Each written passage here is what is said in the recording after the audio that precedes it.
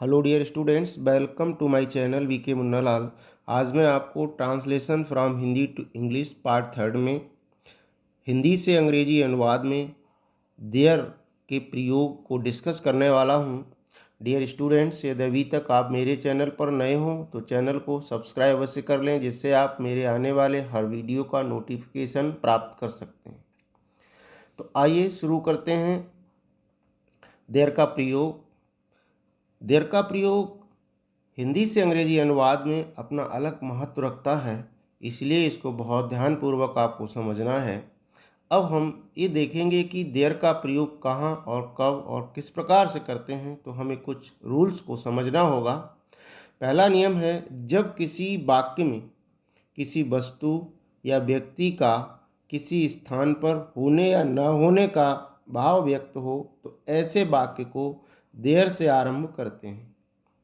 जब किसी भी वाक्य में किसी स्थान पर किसी वस्तु या व्यक्ति के होने का या ना होने का भाव व्यक्त हो तो ऐसे वाक्यों का अंग्रेजी अनुवाद हम देयर से आरंभ करते हैं। ऐसे वाक्यों में देयर का अपना कोई अर्थ नहीं होता है, इसे इंट्रोडक्टरी एडवर्ब कहते हैं। देयर के साथ बाज, बर, इज, आर का प्रयोग करके सब्जेक्ट या नाउन जो भी दिया गया है हिंदी वाक्य में उसे लिखते हैं। देयर के बाद पास्ट इंडेफिनिट के वर्ब का प्रयोग भी हो सकता है वाक्य के अनुसार।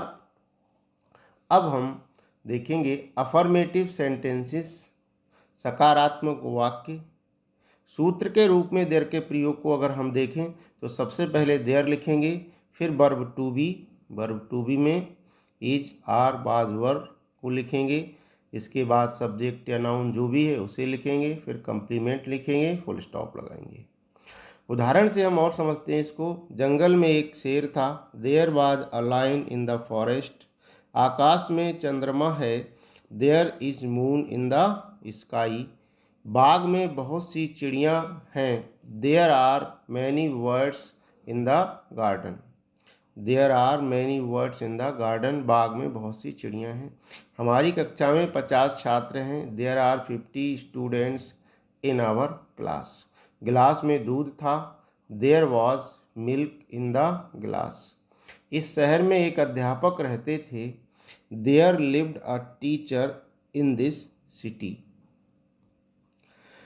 अब हम नेगेटिव सेंटेंसेस, नकारात्मक वाक्यों को देखते हैं। नियम है, वाक्य में नाउन की संख्या दी गई हो तो वर्ब टू बी के बाद नॉट का प्रयोग करते हैं।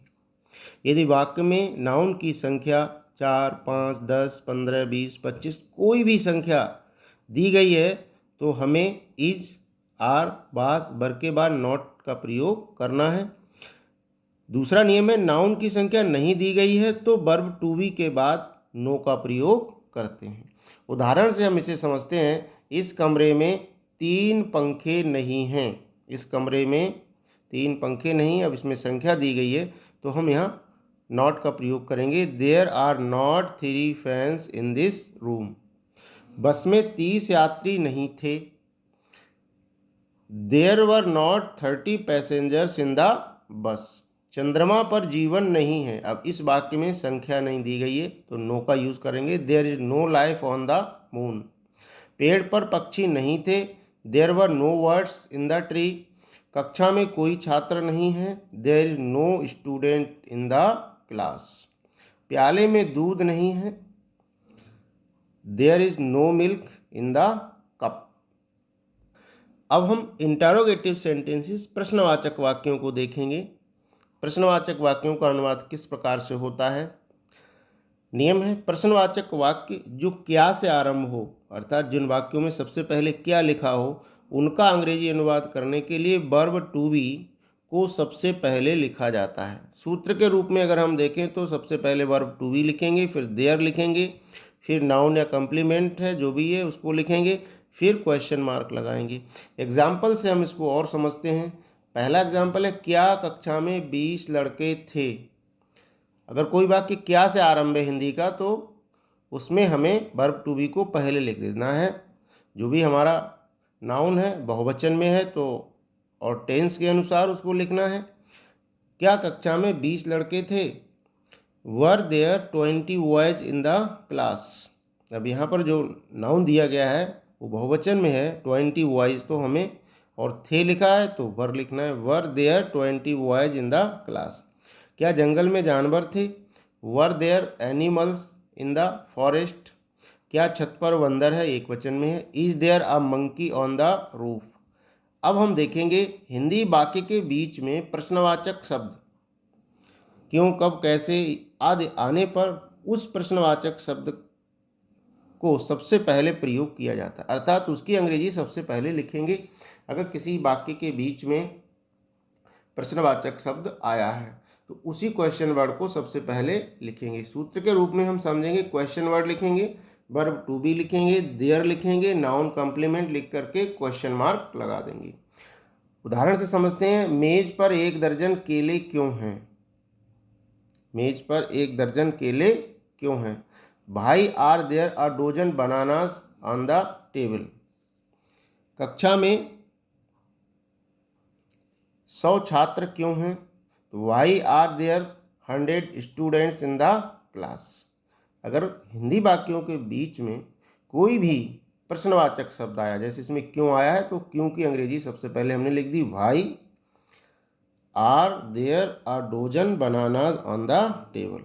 कक्षा में 100 छात्र क्यों हैं? तो इसकी अंग्रेजी हम पहले लिखेंगे how many are there 100 students in the class.